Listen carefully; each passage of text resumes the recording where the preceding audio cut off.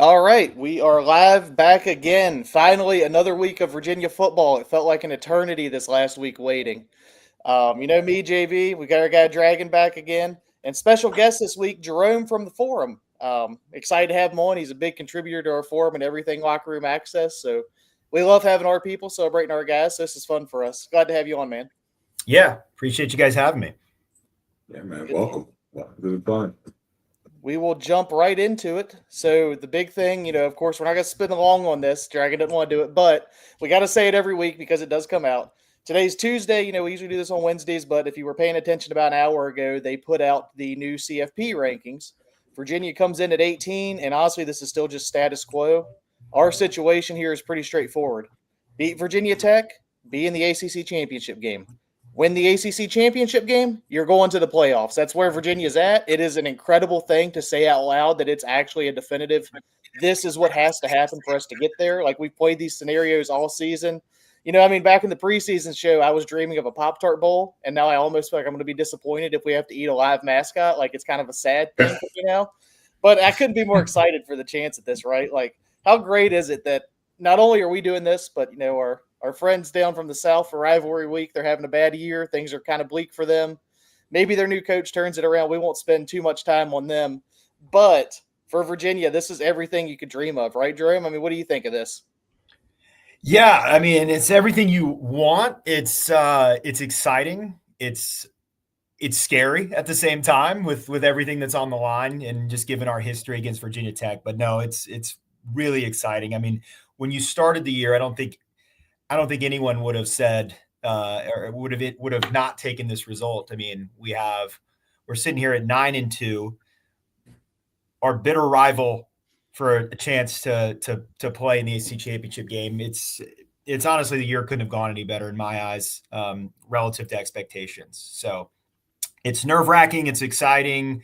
I don't know about you guys, but like every day it's like I'm counting down. Okay, now it's 5 more days until Saturday, and it's just consuming my mind all week as we get through the holidays. I'm pumped up for this game. Yeah, I mean, I love it. I feel the same way. It reminds me of how I felt watching Virginia basketball 2014 through 2020, basically, where every time they took the court, I was excited. I was there. It was a big game. It felt like it meant something. And that's the way the season's felt. It's every game is just kind of built on itself. And like you said, Jerome, like to get to this point, I had no expectations for us to ever get close to this point. I thought maybe the Tech game would be big because it's a rivalry game and it's going to mean we Hoos get to 7 wins, maybe 8 if they win it, if things work really, really well. But what it means, there's a shot to not only win a state title, but to go play for ACC championship and to play for a college football championship. You can't ask for much more. I mean, this is what football's about. This is what Oklahoma's feeling right now. They're having to win every game if they want to have a shot to. They're not going to win the SEC, but have a shot to get to the college football playoff. This is what Notre Dame's been feeling since week 2.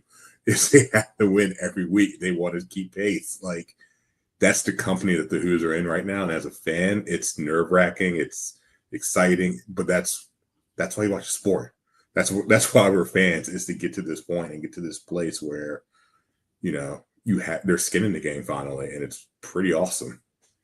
What's been fun about this year, and I'm curious if you guys agree, but it's felt like in years past, even when we've had teams that we liked or we thought were good, there were still certain games where you'd circle on the calendar and say, okay, that's a game that we'd have to play out of our minds to win. This year, I have felt like every single game we have a chance to win. Now, we've been favored in maybe all but 2 of the games this season. Yeah. But it's just that is made for such a fun fall where every week you're looking forward to a game where, going in, I feel like on paper we're a team that should win this game.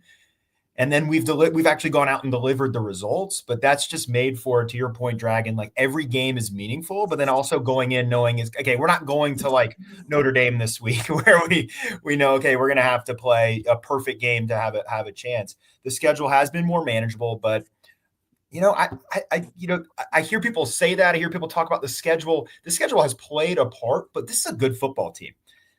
Mm-hmm. Yeah. And I think it Yeah. sells the team a little bit short when that's been the, kind of topic of conversation from time to time is how, how easy the schedule is. I think this is a good team. I mean, I agree. I think you just nailed 2 points right there that are spot on. I think that this is a good team. I've always said that what I always wanted to see Virginia football get to was a place where, and I felt like it used to be like this back in the early parts of the Grow era and much of the Welsh era where we felt. I looked at every game on the schedule, and every time I walked into Scottsdale, I was like, we got a shot to win this. Not just a shot, but like to your point, it's like maybe we're a 4-point dog, but maybe we're still in it. Maybe we're a 2-point dog. But generally speaking, it's plus minus 3 points either direction. You knew you had a chance to win. Like, give me that. Let it shake out however it shakes out. We'll get to 7 or 8 wins. And then that's living. That's where I felt this season has been. And in terms of strength of schedule, I think the ACC, people are not giving the ACC enough credit as how good it is. Wake Forest is going to come close to maybe be a 10-win football team when it's all said and done. Pittsburgh might be one of the hottest teams in the country right now. Georgia Tech, until they basically just ran King into the ground, has been a great team. Like, they're very good. Now, have we had to play all those teams? No, but it's a very tough conference. And it's not Virginia's fault that Florida State fell apart. No one saw that coming. After Labor Day, everyone thought Florida State was going to win a national championship, and they dismantled Alabama. And now, similarly, Louisville fell apart in the last couple of weeks. Not Virginia's fault, but well, injuries more than anything with them. But yeah. Which again, that's football. Not our fault. We beat them when they were right. They were a ranked team or a solid team at that point, and were up until about basically 3 weeks ago. Like I said, no injuries kicked in, and they kind of just fell off. But like, you still have to go out and win those games. You still have to go out and play those games. No team is rolling over for you at any time. And Virginia stepped up to the plate. They've gone on the road. That Duke team was a good Duke team that was ranked. It dismantled them. Like, smoked them. They're doing what they're supposed to do. And yeah, I mean, that's all that matters. Like, if you want to find excuses, you can always find an excuse. But the bottom line is you still got to go out and play the games. You still got to go out and win the games. And sure, like, even Carolina hasn't been terrible down the stretch. They've actually turned it around to a pretty decent season. Washington State's put together a pretty solid season, all things considered, for themselves. Like, it's been a tough schedule. Like, and it's a good one for where the team is. So, well, what's really frustrating is you watch these CFP shows, and I kind of get into it because I like to hear their rationale and line of thinking, just because, generally speaking, I enjoy watching college football. So I kind of like to know, like, where they think some of these other teams are and what's going on. It is so nerve-wracking to hear them say that Oregon gets credit for beating Penn State because when they played, Penn State was a good team. But then they want to say that Virginia hasn't proven anything. Because I'm like, who was better than Florida State when we played them? I mean, honest to goodness, they beat the crap out of 2 bad teams, which all the SEC schools do at that time of year, right? And they beat Alabama. Like, what more could they have done? It is not our fault that when they got hit with, some adversity, that they mentally crumbled and fell apart. Like, Penn State death spiraled so much harder than Florida State did. But they, for whatever reason, I guess because they just flamed out and fired their coach, it's like an excuse to give Oregon more credit. Like, I'm not trying to say anything directly about Oregon, but they're just the example of it. Like, it drives me insane listening to that garbage. No, I mean, it is. And it's to the lesser that, I don't want to get into the whole playoff thing. Like, it's right. Also why I understand why Miami fans get upset when they beat Notre Dame and somehow that doesn't count. They beat Notre Dame head up, and Notre Dame gets a pass on it.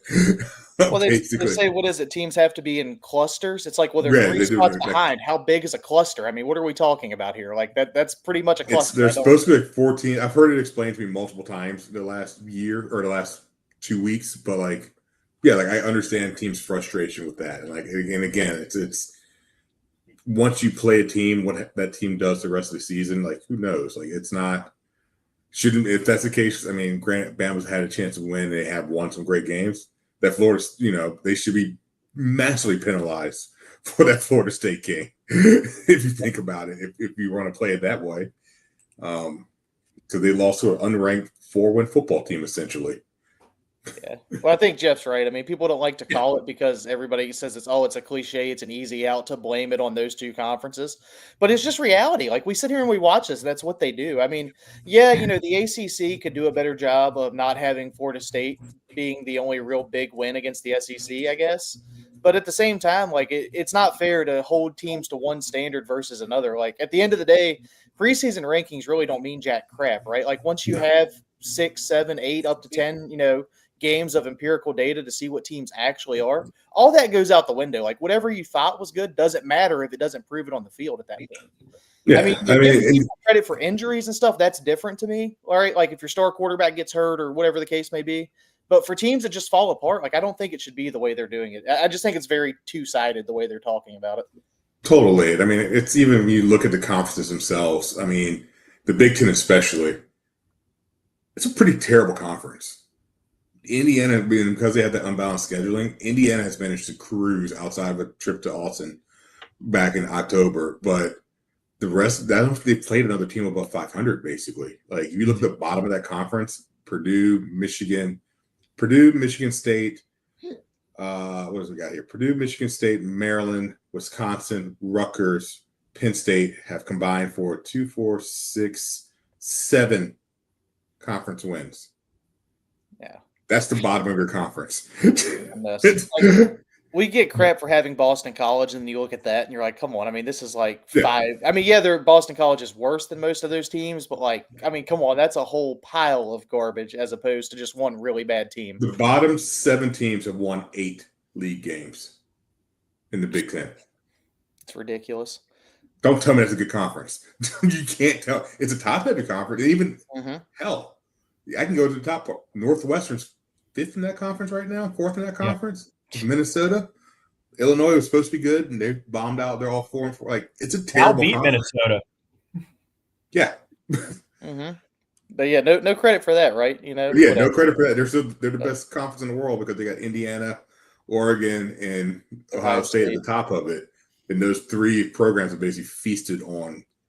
I mean, if Purdue would get ran out of the ACC right now. If we played a Big Ten team that's not one of the top 3 that we talked about, and maybe, and honestly, top 3. If we don't make the playoff and we play any team beyond the top 3 in the Big Ten, I would like our chances in that game. Yeah, the only team that's not in the top 3 that I would feel a little bit worried about, USC. I'll give USC credit. Like, that would be a tough game. I like their quarterback. I kind of like what Lincoln Riley's starting to put together there.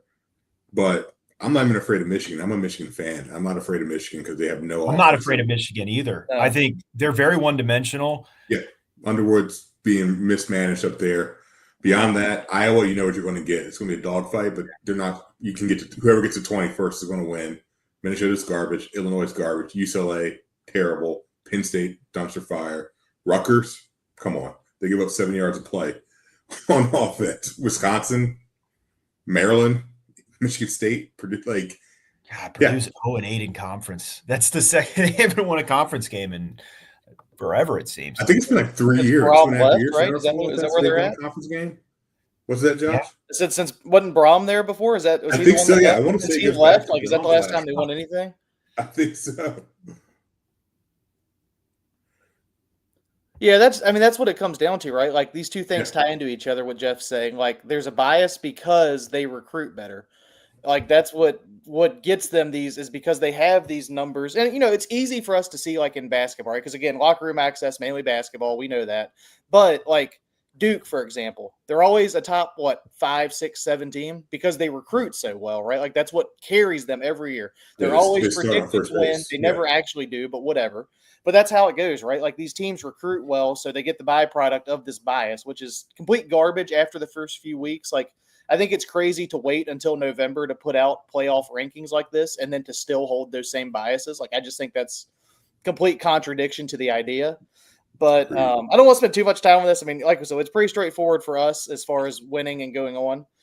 One last thing I will throw in there, not that this really matters a whole lot, but because we have kind of had these daydreams of maybe going to Oxford, the committee did say that if Lane Kiffin chooses to leave, they're essentially going to hold that against Ole Miss, which I think is a little bit of garbage. I Not that don't. they're going to take them out of the playoff, but the way it sounds, they're not going to get to host a game if Lane's not there. It's kind of the way I'm hearing it. Wow. They didn't Okay, say that verbatim, but that's kind of what's implied. They said they drop some spots and they'd be at risk of losing a home game. I've been wondering about that this week. I've been thinking about it as Lane's hot seat's been cranked up, and I didn't watch the show tonight because I don't. But I was wondering about that because I'm like, to me, that's the equivalent of them keeping Florida State out. So like, I'm actually glad they're going to penalize Ole Miss. Not that I think it's right, but on the precedent of it, they kept Florida State out because they lost their quarterback. Lane Kiffin is a straw that stirs that drink. If he quits after the Egg Bowl on Saturday, then you've already set your precedent. Get him out of there. That's crazy. It's just crazy that it's stupid. I'm not saying it's right. You've got a legit title contending roster. You'd walk away from that. It's hard to wrap your head around. I mean, Lane's got to stay ahead of things. He's always looking for the next big thing because he never actually delivers on the big thing. So he's got to get out ahead of it. So that's a great point. If he goes to LSU, he is going to bring in so many transfers. It's not going to be funny. So he wants to get as ahead of that as he possibly can. Even though they've moved the window, I understand that. But like team seasons end, the guys start talking. I mean, I think we talked about this last week on the show about how the NBA does that legal tampering, quote unquote. It's kind of going to be like that after seasons are over about guys doing their thing. And can you blame them, really? I mean, like, why not, if you're a player, be trying to better yourself? I mean, I don't know. It's a whole mess. I mean, we'll see how it plays out. Hopefully it stays clean and above board, but I don't know that I trust that it will. Like, no, I mean, if he goes to LSU, that's been the messiest. Like, with that, I mean, I thought that job should be the best job in the country. And because of what Landry's done as a governor to it, he's absolutely destroyed that opportunity there. And Lane's not an LSU guy. It's the thing. If you look at what LSU football is and how LSU football is built and what their fan base expects, they expect grown men to come out there and punch you in the mouth. Mm-hmm. Lane's not that. Lane's a little wisecracker. He likes to have his fast-paced offenses that are. Yes, they had they had Burrow and all of them that 1 year, but they're tough. That's a blue-collar team. They're a blue-collar program, and I don't know how that's going to fit there for him. I don't know if it's the best fit. I think Florida's a better fit for him. I felt that. He's a natural heir apparent to Steve Spurrier. Like he just is. Yeah, I don't know. I thought they summed it up best on game day. It was Pat McAfee and Reese Davis talking about it. And they were essentially like, listen, Lane, you're allowed to be happy. Like at Ole Miss, they will name a stadium after you if you keep them relevant long enough. LSU is not doing that for 8 or 9 wins. Like it's 2 completely different levels. 100%. And for him, I agree. I think he'd be better to stay. But we'll get off that. We've gone long enough. I don't want to drag people into this for too long. You're here to talk about Virginia, obviously. You wouldn't be following us if you weren't. So, big news before we head into this Tech game. Cam Robinson done for the season. It sounds like a torn ACL, I think, is what I read. It's definitely something with his ACL. I believe I read it was torn.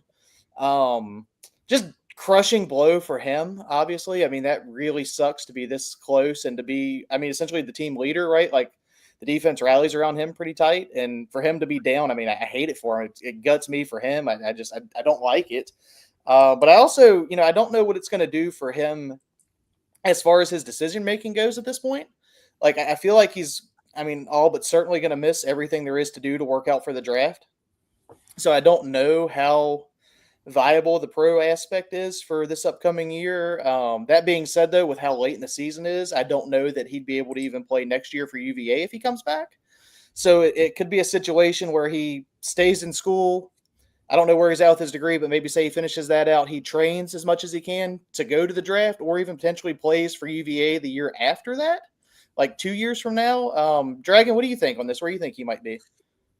Yeah, we're talking about it off air, and I'll talk about it a little bit on the forum. This is one where I'm willing to admit I don't really know what's the right answer and what's the best answer for Cam. I lean slightly towards it. If I had to guess right now from my position, if it is an ACL tear and it's got to get it redone, it's going to be at least 6 months rehab. So, that means he's not hitting the ground really running again until rookie camp if he were to go to NFL route. But that means he misses the entire draft process. I don't know where that puts him in terms of a draft stock. I think he was probably a 3rd or 4th rounder before it. This puts him 6, 7. That's 6'7" is not a great place to be in a draft. Don't do it. I'm not 6. I'm not doing that.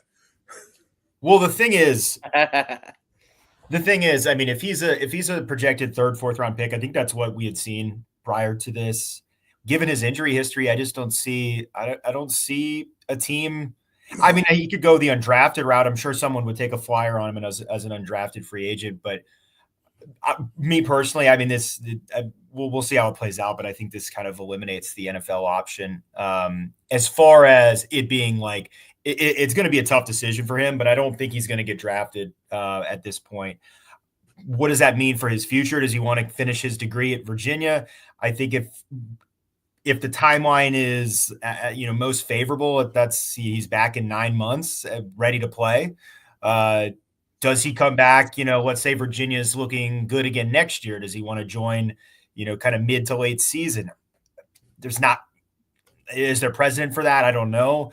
To Josh's point, does he then just come back the following year? It really is like I have no idea either, Drag. This is. I mean, yeah, I don't know. I'm with you, and I said it before the call. I agree exactly. I think you just hit the thing right there on it, Jerome. If I'm an NFL GM and I look at a player that has never played a complete college football season outside of JV, you looked it up. His freshman year, his first year, he played every game as essentially a backup. Yeah, he got some spot minutes early. Yeah, so he's never essentially started and completed 12 games as a starter in college. Yeah, and now he's having career-altering injuries. I don't draft him. He's not. I know we have Cam Lure as Virginia fans, but the reality is he's a very good linebacker, but there's a lot of very good linebackers in every NFL draft. And so, yeah, I don't know. I think I would stay away from him. And if that's the case, maybe, and that's what he's hearing, maybe if I'm him, maybe I come back and I do exactly what you just said, Jerome. Maybe I try to rehab enough, maybe I can get in some spot minutes by October or something like that, or even sit it out and come back in 27. Like, why not just ride this college thing out and just be one of these, be Chandler Morris? Be 27 years old, trotting it out there in the Virginia Cavalry uniform, and just live it out as long as you can. Well, he may want to try to come back to prove that he can finish a season. Yeah. So, depending on how his rehab goes, if it truly is a torn ACL, he's, maybe best case playing half of next season. And best case, kids are coming back quicker nowadays, modern medicine, but maybe he wants to come back and prove, hey, I can finish a season strong, to maybe build my stock back to where I can get drafted. Because right now I think it's probably a long shot with, when was the last time you saw a player that was projected third, fourth round pick, or just projected anywhere, that tore an ACL right before the draft and then a team took a flyer on him with one of their draft picks? I mean, usually they end up as undrafted free agents. I mean, the example that I'll always put in my mind is Willis McGahee. But Willis McGahee was also arguably the best running back in the draft that year before he did it. So, I mean, that's the flip side to your point. I still have the image of that injury in my head from being a kid when watching that live. Oh, yeah. I mean, I remember you thought he's never playing again, and he got drafted still. And he got drafted and put together a great career. But, I mean, he also didn't have the injury history in general, just the brittle bones. And he just had a higher profile. So I think a lot helps with that as well. Of, he was a championship player on a championship team. Just he had further to come down before he kind of bottomed out. Whereas Cam, unfortunately, again, outside of the Virginia bubble, doesn't have a lot of know-how. And yes, scouts go deep in the crates, but yeah, I don't know. It's a tough spot. I feel bad for him. He's a great kid. He's worked his butt off. He's meant a lot to this program, but unfortunately, fragile and middle linebacker are two things that just don't match. They don't go together. So, yeah. Let's see. Is that Jalen? Oh yeah, Jalen Smith. He had it was like a drop foot thing or something, right? I guess he did tear his ACL, didn't he? He tore his ACL. He set out for the Cowboys paid him to sit at home for like a year. Yeah, they did. before he finally But got he up and was got running. he was going to be a first round pick. But he was going to be. I mean, he's going to be like a top probably 6 or 7, Yeah, right? Like that. I think so, remember that yeah. guy coming to Charlottesville, and that's the only player I think I've ever watched that I was actually legitimately afraid of. Like, I mean, like I was like, God, I wouldn't want to run into that guy anywhere. Did you? Like even at the Super Were you Bowl. at the USC game in 06, 07? I was. We got boat raced by like 50. Yeah. That was. And I'm a big dude. We were sitting there on the sideline. I was like, I saw their kickoff team. I saw a bunch of Polynesian boys out there. I was like, this is going to get ugly. Yeah, that was one of those games where you looked at the teams just on, just physically looked at the teams and said, this is JV versus. They had like Ray Malaluga guys like that running on kickoff. You're like, shit, it's going to get rough. Yeah, we didn't have a shot that day. We will see, though. I mean, we wish Cam all the best. I hope whatever path he chooses works out for him. Obviously, like we're all rooting for him. That being said, though, there is still a pretty big game coming up Saturday we got to be ready for. Elliott obviously sounds upset, right? Like, obviously, he'd be upset about that news happening, that injury. But he seems like they're prepared, too. Like, he says that Danley and Maddox Marcellus will both see a good split of snaps. If I'm being honest, earlier in the year, I was more impressed with Marcellus. But I'll tell you what, last week against Duke, I thought Danley looked pretty good. I was pretty happy with them, too. So having both those guys as good playable options feels good to me. I mean, what did you guys see? Jerome, you want to start this one? What do you think?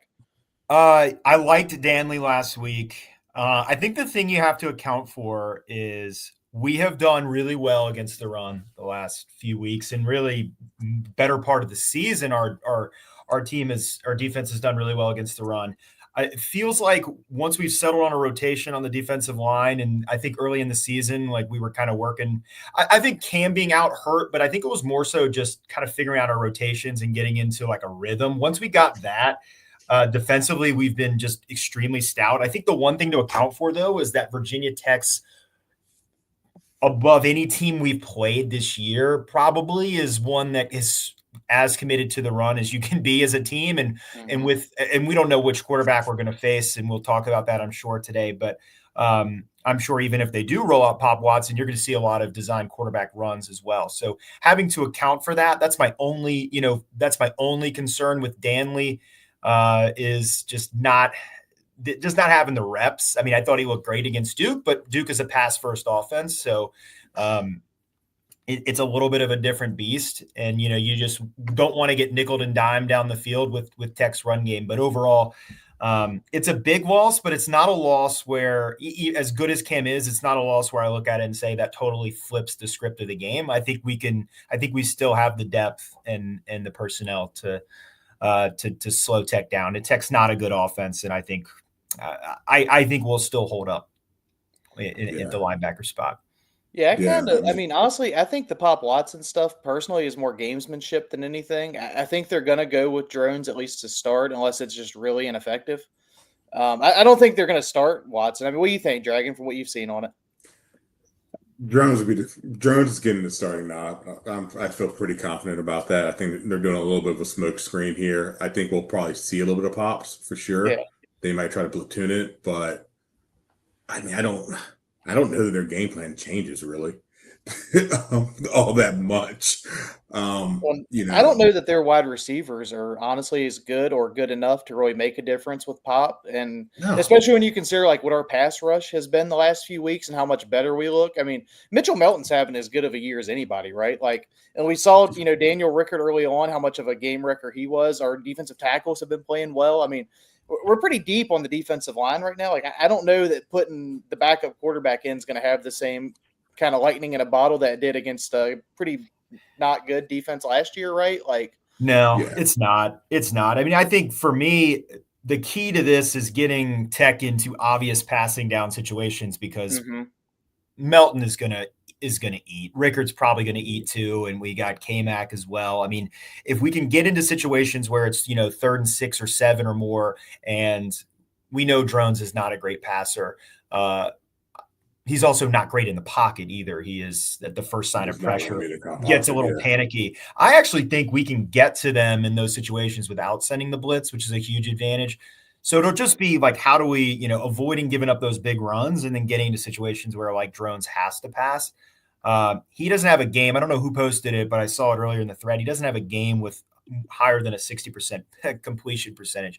Maybe that was you, Dragon, that posted that, but it's we want him throwing the ball. And I think if Pop Watson, I would think the only difference with Pop Watson playing over Drones is they're probably going to call more pass plays just because that's more his MO. He's a pretty scrawny guy. He's not going to hold up against, getting run like a battering ram like Drones. So question becomes, do they, I think it's going to be Drones too. Question is, do you see Pop Watson brought in occasionally to kind of mix it up a little bit? But to y'all's point, I think this was pre-planned. They were going to bring in Pop at the end of this game to kind of plant that seed that maybe this is an option. And there was really no reason to take Drones out. He wasn't, from what I understand, he wasn't hurt. The game was pretty much over.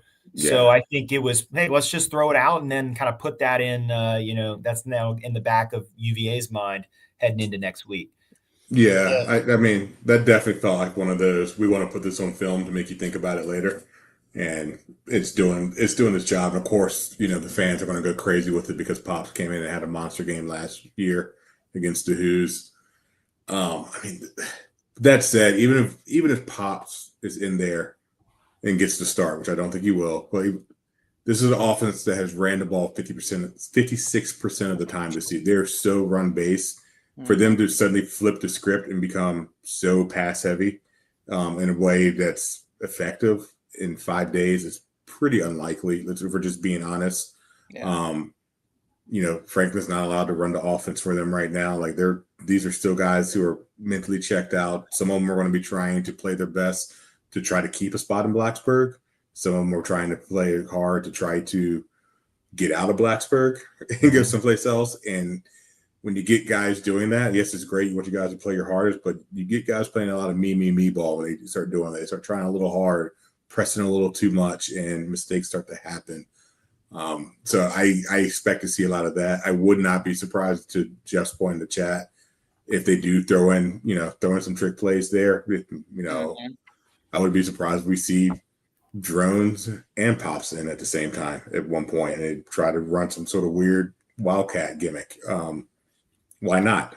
It's just why not at this point for them? That said, I agree. I think the front seven that Virginia has right now and the way they've played the last 6 weeks, they've done it against mobile quarterbacks. They've done it against passing quarterbacks. They've bottled up run games of all sorts and shapes and sizes over the last 6 weeks.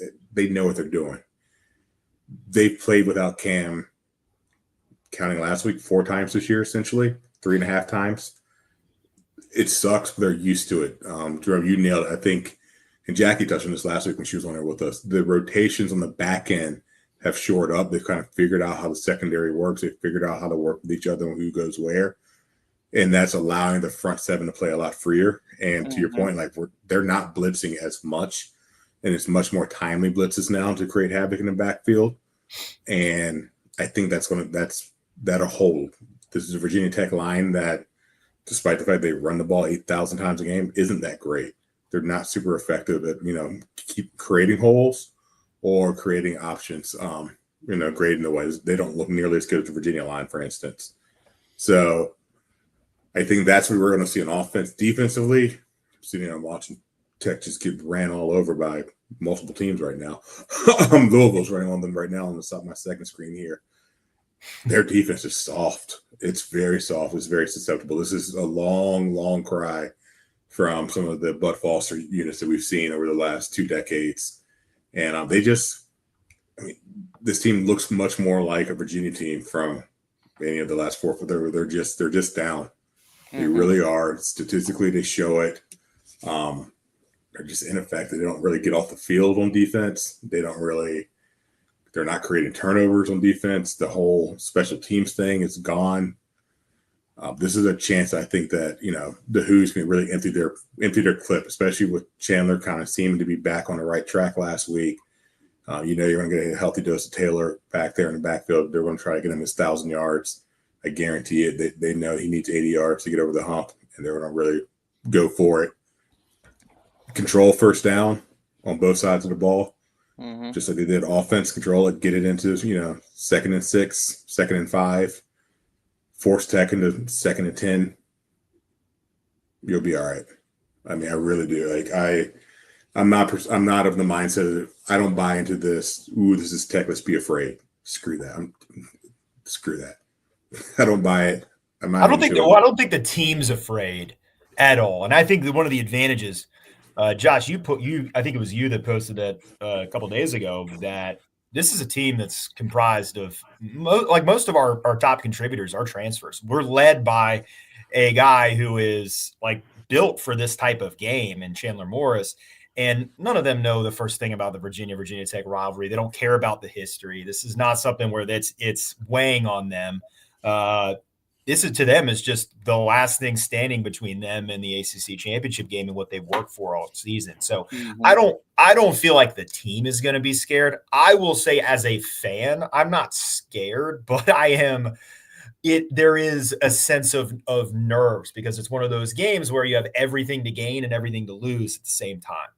So it's just it being Virginia Tech, there being so much on the line. And then you look at Virginia Tech, that season they're having, and they've got James Franklin waiting in the wings. So they kind of look at this year. This was a lost year. It has been for a number of weeks. So they want to play spoiler. So I'm not worried about the team whatsoever, and coming prepared for this and I'm not being scared or anything like that.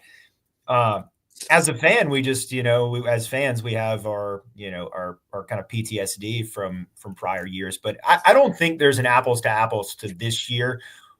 The talent gap that we've seen, even the teams where we say, hey, we lost in years past. Well, we didn't have the offensive line that we had in those years, and that's a great equalizer. And in those years too, like the year we lost with the, I hate to even say this, but the pass to a lineman, that team was deeply, deeply flawed. It was a 6-win team already at that point. It was not like we're sitting at 9-2. And the Perkins year, the game we lost in Lane, again, that's not a game where we're, head and shoulders the better team. We were better, but we weren't, it wasn't like it was a game we should have won. But this is the first time that I can genuinely think we are head and shoulders better than they are. And we're playing at home, and we're playing with a team that is not, going to run from this or be scared off by a rivalry. So I'm a little more confident in that sense as a fan, because it doesn't feel like this kind of feels like uncharted territory for this rivalry. No. This feels closer to 2003 than any of the previous 22 years, in the sense of like you said, like 2003, I felt like Virginia was a better team going into it. They were playing for a lot. They were just that was a good program. Veteran quarterback that you trust, veteran quarterback. Yeah, vets all over the field. They knew exactly what they were doing. They had lost a couple times earlier. Then they knew what that game meant, and they were at home.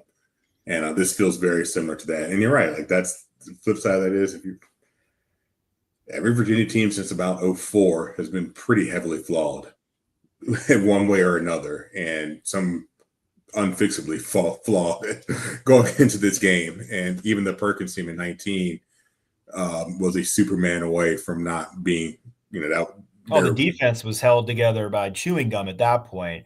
Yeah. And we got cooked. Hendon Hooker cooked us that whole game. You're right. It was basically the O-line wasn't good that year either. It was Bryce Perkins going Superman. And that, like, again, when was the last time we played Virginia Tech where you could confidently say we were the better team in the trenches on both sides of the ball? Not since 2003, probably. Probably, yeah. It's probably been that long. Even at the skill positions, like, when was the last time you looked across the line like, our quarterback's better than their quarterback? Yeah. Perkins, I'll give you the Perkins year. The BA years, they will rewrite history to say they were, because, like you said, that gimmicky offense that we ran. But reality speaking,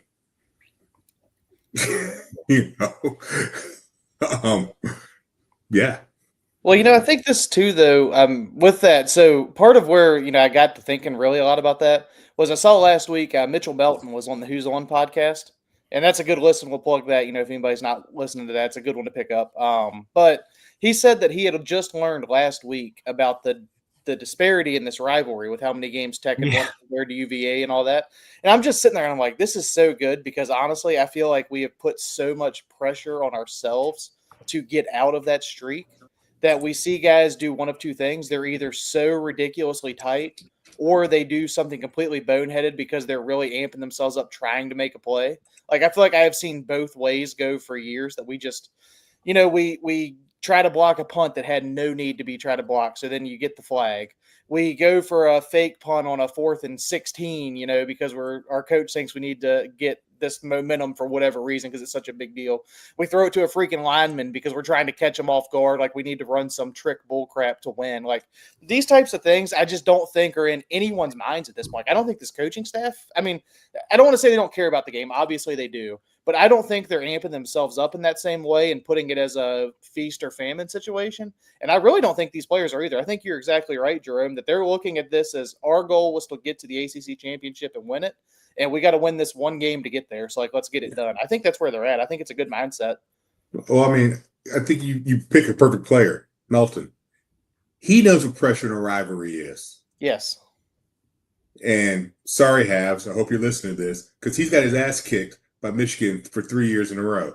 And he knows what it's like. And he's seen what happens when that fan base turns on you.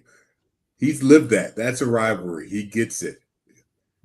He doesn't have time to worry about what's going on over here. And you better believe that even then, when Michigan was going for the national championship, that every time Ohio State stepped out on the field, they were like, we're going to win this game.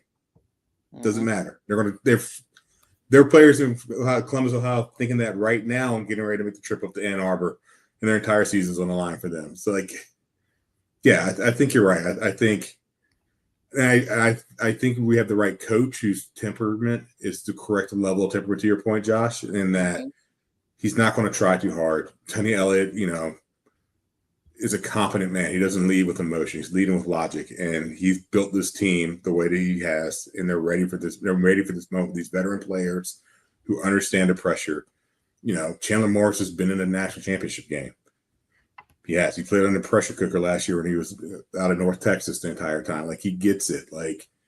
They're not going to make those foolish mistakes. They're not going to go for it on 4th and 16 because, oh my goodness, I got to be the one to break the streak. And he's not going to be sitting there dancing in the locker room with water all over the place when he's done with it. He's out there, I thought to me what maybe one of the happiest things was after watching the post game after Duke.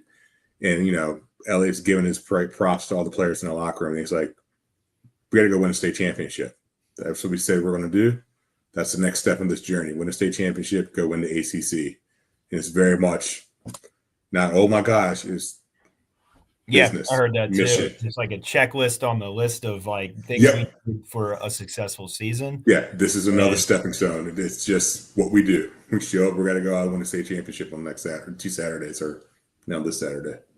I do think, I don't want to get too far ahead of myself on this, but I do think part of that too bodes well to what our mindset could potentially be going into an ACC championship. Not that the 2019 team was on any level playing field at all with Clemson, but I do think there was a lot of, oh, thank God we did it. And then this is just a celebration of Virginia football, not actually trying to win that championship game. Now, again, I don't know that there was a level of mindset that would have made a difference in that game. But at the same time, I don't think we were trying to achieve that either, if I'm being completely honest, So, to me, I feel like the fact that we're not hyping this game up in that same manner bodes well for our team's chances. If they get it done, obviously they still got to win. I don't want to get ahead of ourselves here. But I do think we'll see a pretty sharp focused team in the ACC championship game and not a group that's parading like they've done something. Well, yeah. That was one of those things that it's first happy, and I was ecstatic. I was there in Charlottesville in 19. I was a super happy man. Don't get me wrong, but I do remember the days after that, seeing the reaction in the locker room, and I was just like, we celebrate a little too hard. They were partying like they were Obi winning the Stanley Cup, and they just won the Commonwealth Cup. It's kind of hard to get back up, whether it was to go to Clemson, or go to Charlotte a week later, or go to the Orange Bowl in a month. It was a little too much of mission accomplished, and we hadn't actually accomplished the mission yet. Whereas I feel like, to your point, Jake, Elliott has that checklist. What's that? No, exactly. I don't think you'll see it. I think if we beat Tech, I think it's going to be very much there's certainly not going to be a field storm. It's going to be happy. They'll be pumped. You made the ACC championship game, but it's we beat the team we should have beaten, and we reached our goal, but the job's not finished. I mean, you saw it when they beat Florida State. Like, yes, there was emotion. We all felt it, and we all saw what happened on the field. And Elliott gave the players 48 hours to drink it in, but he was very much even in the post game like, okay, yeah, I told you, I came here to coach football on primetime television against top 10 opponents and win games, and that's what I do. And that's what he's taken this approach. You know, Chandler Morris said, this is a famous quote, I came here to win a championship. I didn't come here to hang out in Charlottesville. I think it's a nice place. Yeah. He said that in August, too, is a big point to make here. That wasn't like a last week thing. No, he said that. I think he actually said that. He said it in August in a quote, but I think he actually stood up.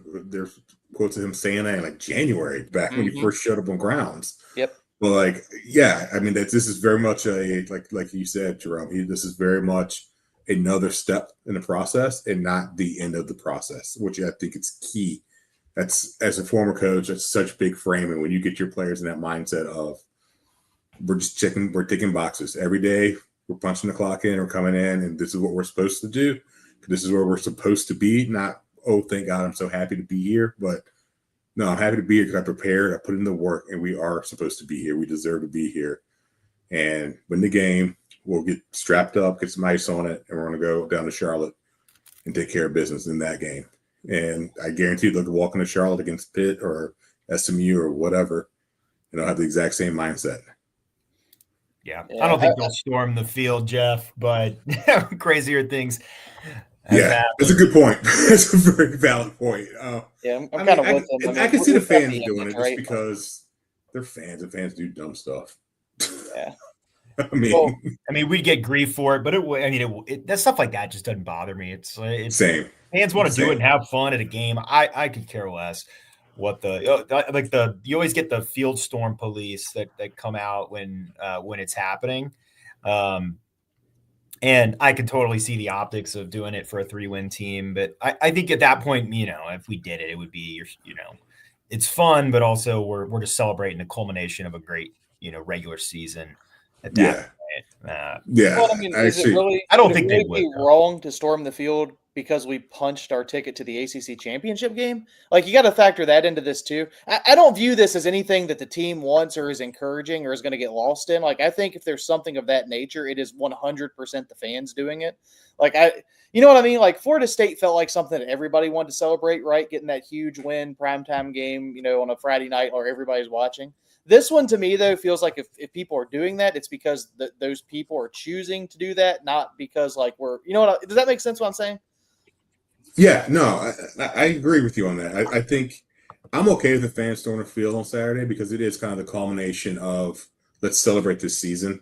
Right. To both of y'all's point, it's the fans' last time in the stadium for this year. It's the last time to be that close to players this year. And to reward the fans of being like, hey, you're going to the ACC Championship. This is a place you just won 10 games for only the 6th time in program history. Like, I'm fine with that, even if it does come at the expense of. I would be fine with it. They were playing a 10-win team, a 1-win team. I don't care. Like, it's more of let's put a ribbon on this. Yes. Again, give the kids 48 hours, and then, we get back to work. But I think the fans can have one just because. The players have no control over who storms the field and who doesn't. And, I think that's the difference. And I'm okay with that. Yeah, we'll see what happens. Sorry, I'm trying to get some of our stuff in here. Our guy, Mark, back we were talking about the teams being level. The 2021 offense was probably the best unit on the field. But, man, was our defense the worst, and it wasn't even close. Was that the year we were dropping like 55 points to everyone? Yeah. That was the worst defense I can remember Virginia ever having. Just a brutal watch all season. That was one of the worst defenses I think I've ever seen a Power 5 team have, just in general. I mean, they were horrible. Like, I'm sorry, that was such a terrible defense. And the offense with this quick get up and down the field, yes, it was fun to watch, and it's exciting. We're scoring all these points. But they did a terrible defense, no favors, and getting them off the field either. Like, right. Yeah, they were either 3 and out, or we were 3 plays to the end zone every freaking drive. Like, they had no time to rest. Well, was that the BYU game where the over ended up being like 170 or something? Yeah. And it did. It felt like close to hitting it too, right? I mean, it was like such a ridiculous game. I feel like we lost the game like 58-42 or something like that. Yeah, we did. What was the score of that game? But I swear every other play was a touchdown. That was Puka Nakua still there? I believe he was on that BYU. I think team. so. It was 66-49. We gave up There it is. 66 Yep. points. Okay, Whew. first, anytime you give us 66 points, you should be fired on the spot. We That gave up means over 700 yards, Dragon.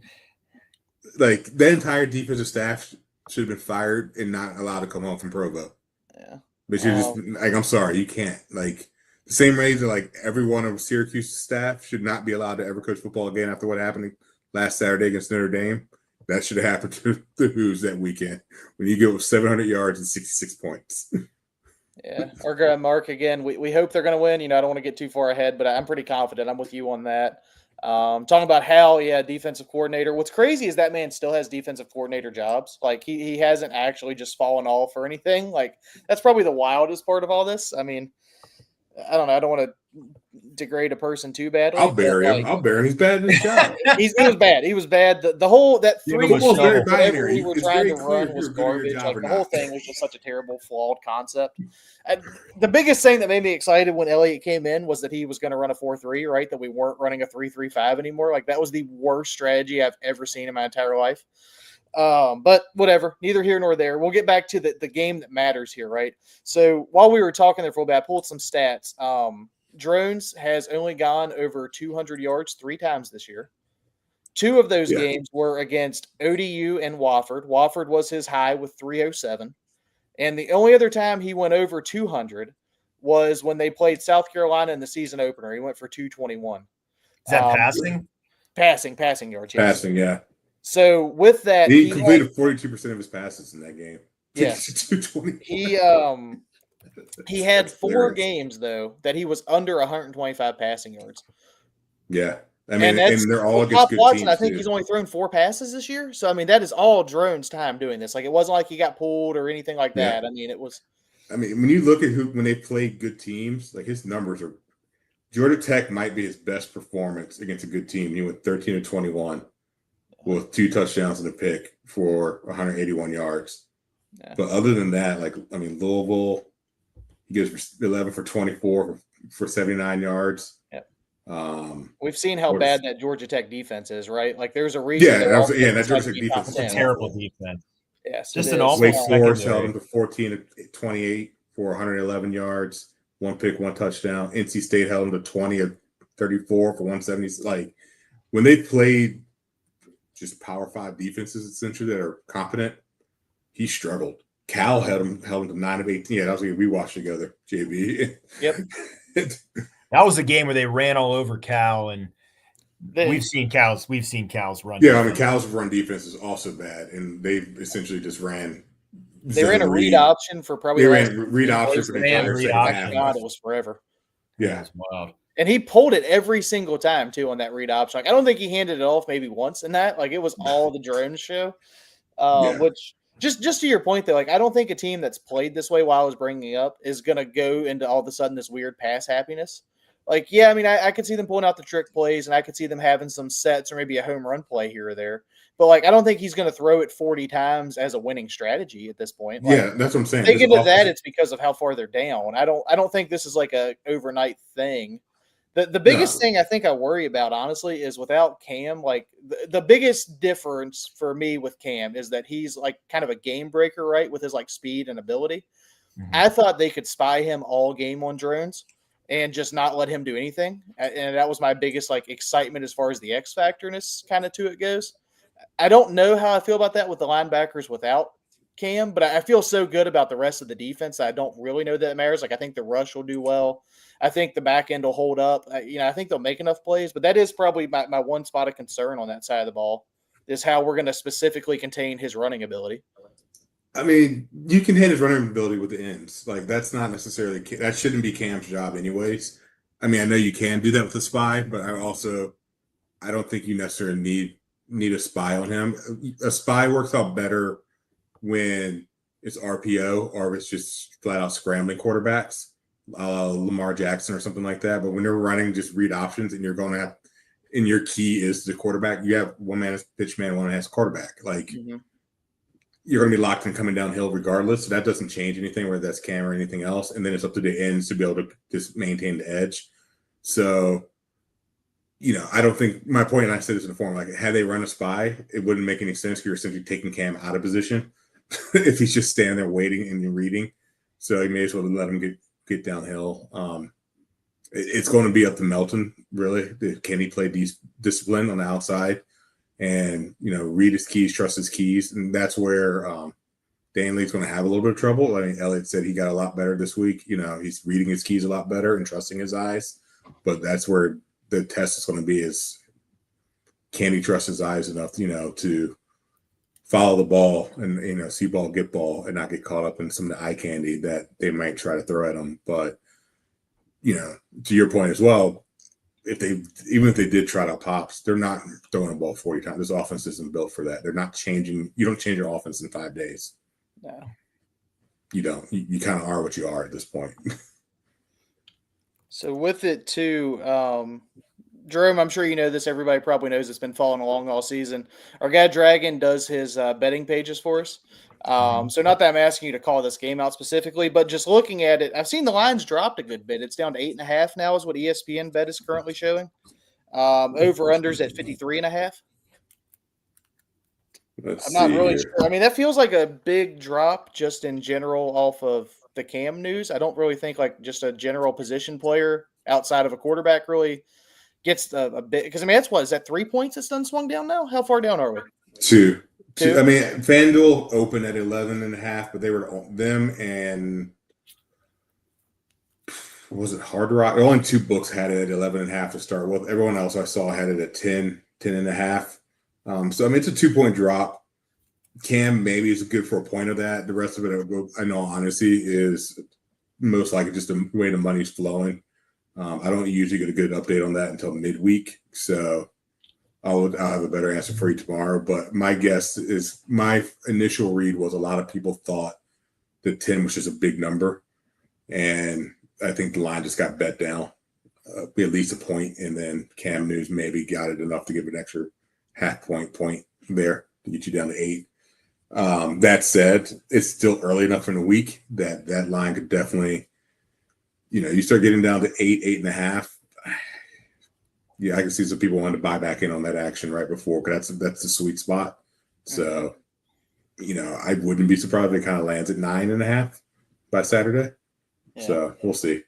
Yeah, 9.5 feels good. I don't. Maybe it's just me, but in general, I don't really like 10 or more like a double-digit spread on a rivalry week game like this. Like these games can just be so different from what you see all year. Like I don't know, they can be very odd games at times. And a lot of that is predicated on teams putting so much emphasis on the rivalry, which, again, like we talked about, I think is probably a good thing. I don't think we're doing that so much this year. For this specific team, I think it's good. But it's just, this can be such a weird weekend, right? Like last year, Georgia Tech hanging with Georgia. We all remember the time that Auburn had no business beating Alabama and knocking them out, but they did. Just things like that. Like this is such a weird weekend. Michigan. It's so much fun to watch. Yeah, Michigan beating Ohio State every single year over and over for eternity. Like, I don't know. It's just such a weird thing that goes on, but I'm excited. 10's a big number. I mean, for comparison's sake, I'll give you just a couple comparison lines. Georgia Tech, Georgia opened at 11.5. It's jumped to 13, 14 in some books even. But that makes sense considering the way that Georgia Tech looked last weekend, why that jumped so much. Mm-hmm. 10's just a big number for that, especially with the Virginia team that has only covered a double-digit spread, I think, once this year, and that was last week or 2 weeks ago. I've made most of my time betting the opponents in those games just because they just haven't been able to shake them, which is fine. It's just the way that it is. But I'm seeing the line settling at 9.5 right now across most books. I'm just double-checking real quick. 9.5. I'm seeing it 9.5 everywhere. I see 8.5, as a matter of fact. So, yeah. Again, ESPN Bet's a terrible app. Thank God DraftKings is coming in there to help them out with their stuff. Anyways, but in general, I found their lines a little bit off. But yeah, across Vegas, I'm looking right now 9.5. So 1 point shift is nothing. That's. For someone who doesn't bet, ESPN app is the easiest one to pull up to look at real quick. Totally. It is, but there's a reason why they're going out of business, and true. They signed a deal with DraftKings. That's true.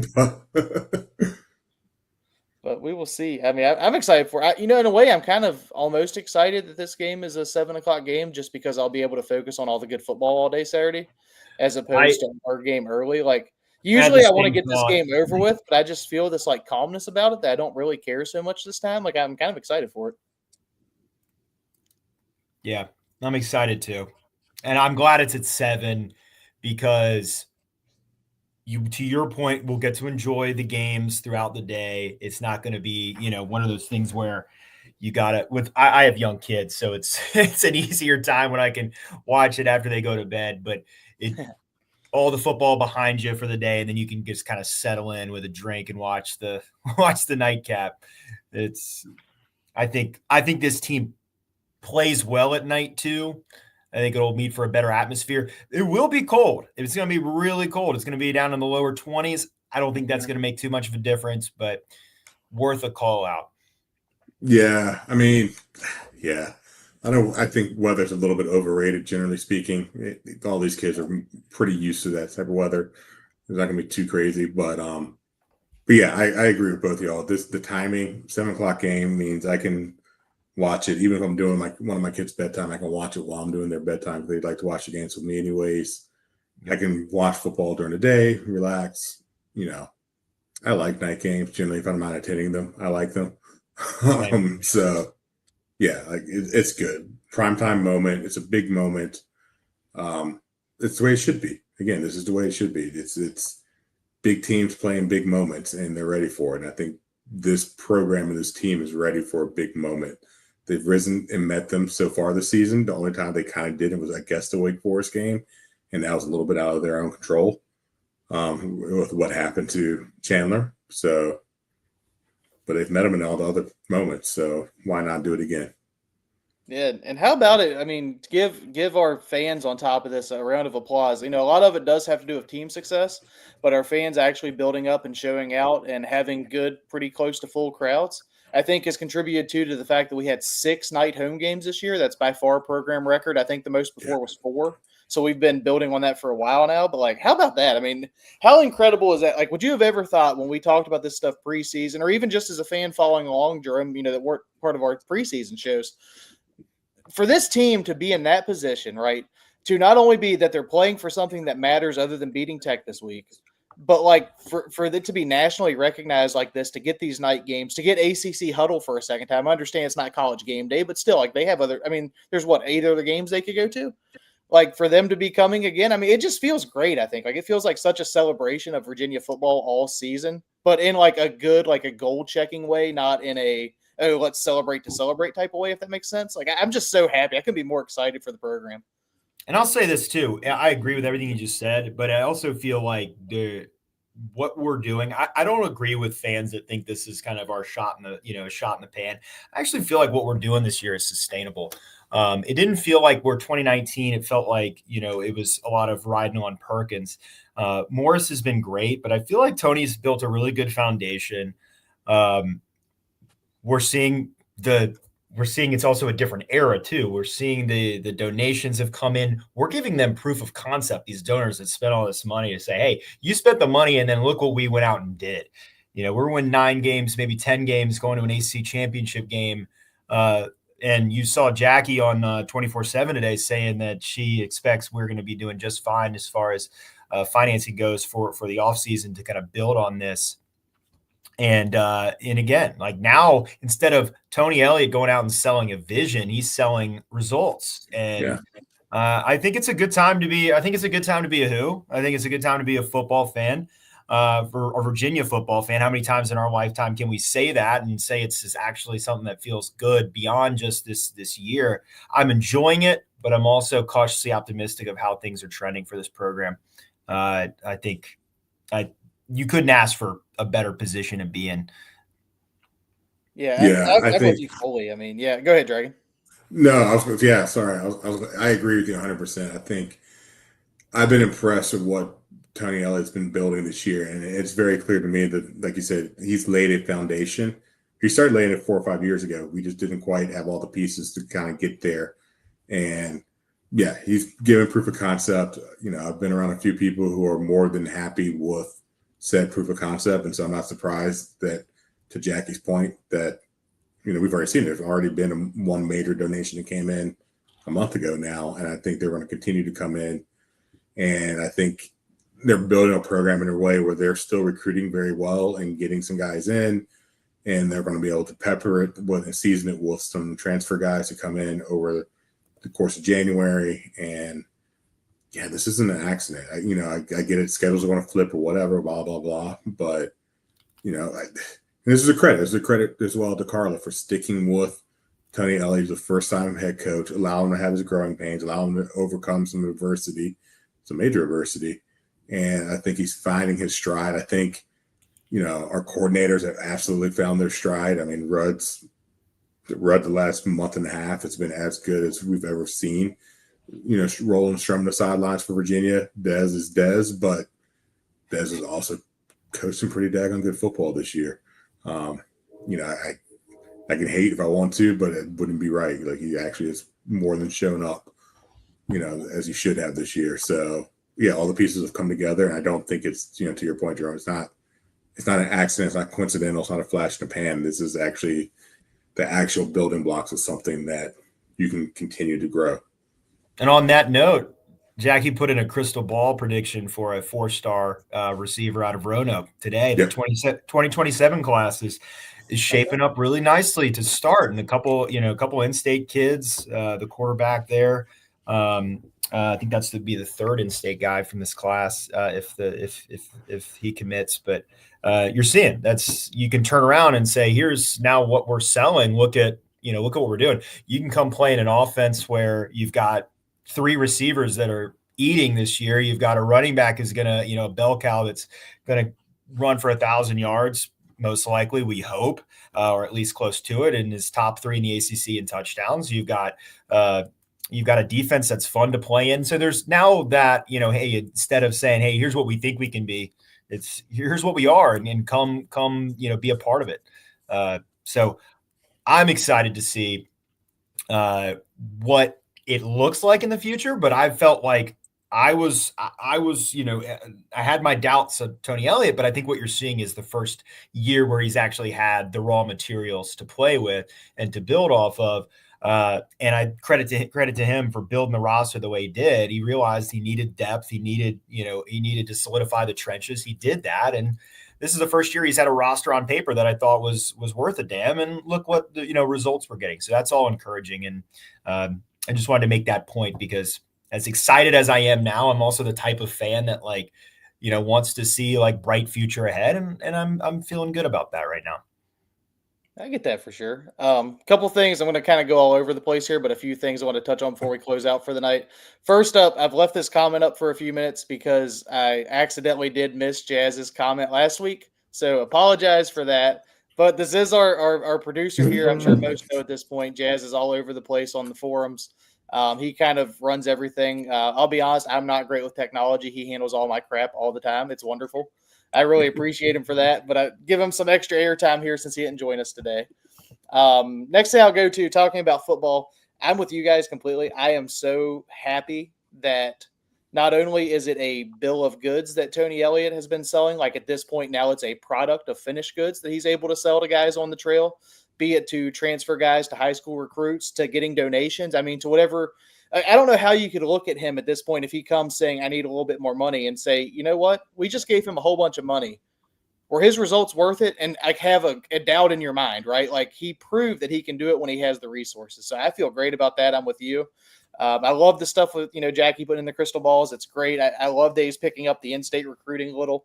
That might be a spot maybe that we struggle with James Franklin coming in. It remains to be seen. I'm personally more of the belief that this NIL stuff really counterbalances that as opposed to what it would have been 10 years ago.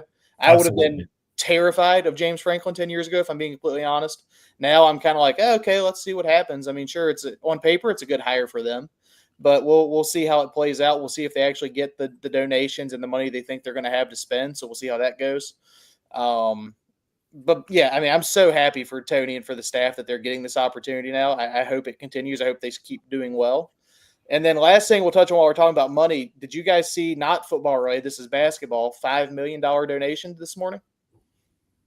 I did hear about that, which that's actually more shocking to me. than the football team's done fundraising in the last month. Yeah. Five million is no joke for basketball. No, for a basketball roster, That is a massive donation for hoops. I mean, that's potentially half of what the current roster is right now, if I'm correct. A third if you were Maybe a to fourth. believe the rumors, but Yeah. I think it's probably not quite. I don't buy that It's not a third, but it's I think probably, it's more than half, though. I mean, we'll see. But yeah, it's probably about 40%. But I mean, either way, I was hearing some things earlier that there's a lot of skepticism about that extra check coming through. But I guess Wally must have been shaking some hands up at the Greenbrier to make some things happen. Which, again, speaking of giving money without proof of concept, sorry to all you basketball fans out there, but I'm just being realistic. CEO of Caterpillar, that's kind of cool. Yeah, I thought so. I mean, Can we like get one for my obviously, son then? if I was a guy able to give that kind of money, I would have my name plastered all over something for doing it. Like, I'm sorry if that makes you a rich asshole. This guy didn't do that as bad. His name's just in the release, but I mean, I would have my name on a building or something somewhere. I'm very grateful somewhere that he's able to do this. But you know what I think is really cool? That in the release it says he's giving that money to be used at the discretion of the AD. Like that you're handing that money not to something that you think needs to be done, that you are trusting the people in place to spend your money wisely. I love that. Like, I am so happy that we have that type of like foundation in there that, people are giving, I mean, obscene amounts of money like that they are fully trusting someone else to handle. Like, to the person that made the donation, I think for the nutrition last year, like that's all cool and good. Like, I love that too. But like to see a program that is built to a point that we don't have something like that needs to be resourced, and then to still be able to say, you know what, here's enough money to probably cover about half of what you're going to need for the team next year. Do whatever you want with it. Like, I love that. I think that's so cool. Yeah, somewhere that anonymous donor for football is sitting back, just admiring his or her work, and I could give that person a big hug. I'll leave it at that. I'm very thankful for that human being, whoever you are. If you're watching this right now, thank you. Yeah, I love the big time donors, right? Like, you can't get anything better than somebody that has that kind of money and says, you know what I want to do with it? I want Virginia sports to be great. Like, as a lifetime fan, there's nothing I want to be able to do more than that. Obviously, probably won't ever happen in my lifetime, but still, like, it's so cool to see somebody else do that. So I couldn't be more happy with it. I love it. I mean, if they ever see those people around, drinks are on me for the night, whatever. Like, it's great. And Dragon, credit to Carla. 100%. I mean, he deserves it.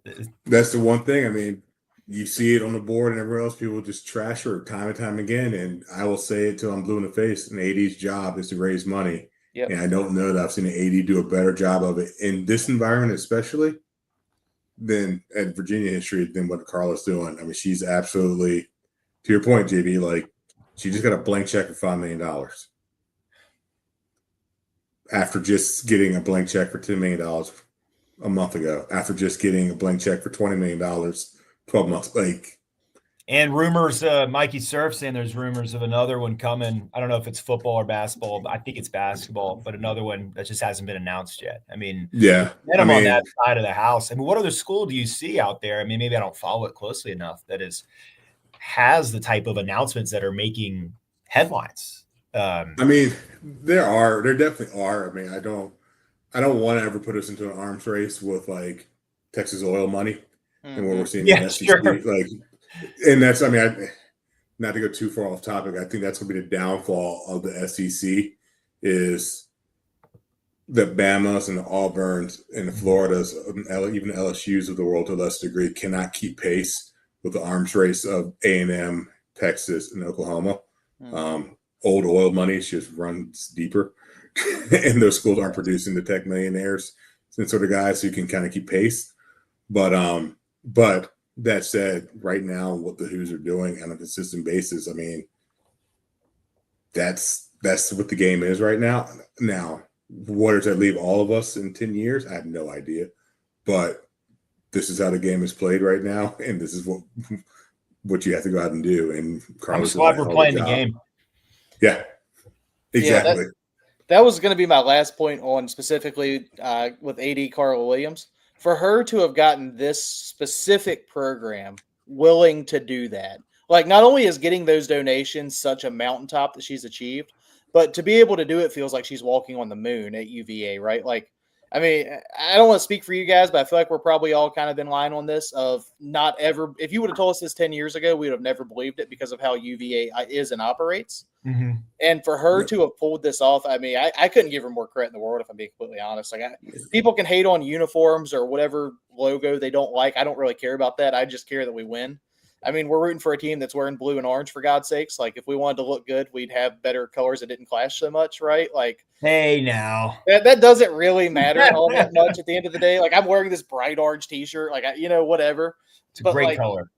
For her to be getting this done, I give her all the credit in the world. I love her to pieces. I really do. We were the boogeyman this offseason. Like, we were the bag drop in school that was swooping in, and how great was it to see teams were saying, yeah, with like Malik Thomas, or in the with football, it's like some teams swooped in with a massive offer, and I think our entire basketball class of transfers didn't even visit. we were dropping bags. So yeah, to your point, we're playing the game, not the game that we were hoping to be playing in the sense of the state of college athletics. But if that's the way things are, or if that's the way the game is going, I'm glad we're at least playing it. I think a big part of that is Carla. So I think she deserves a lot of credit. I've always appreciated you when you fight back on the detractors, Dragon, because I think she deserves a ton of credit for what we're seeing.